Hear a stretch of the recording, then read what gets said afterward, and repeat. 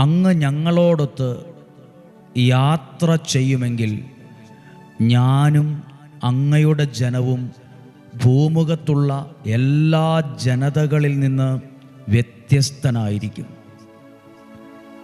മനസ്സിലായ ഒരു വാക്യം വായിച്ചത്, അങ്ങ് ഞങ്ങളോടൊത്ത് യാത്ര ചെയ്യുമെങ്കിൽ. അപ്പോൾ ദൈവം നമ്മളോടൊത്ത് യാത്ര ചെയ്യും.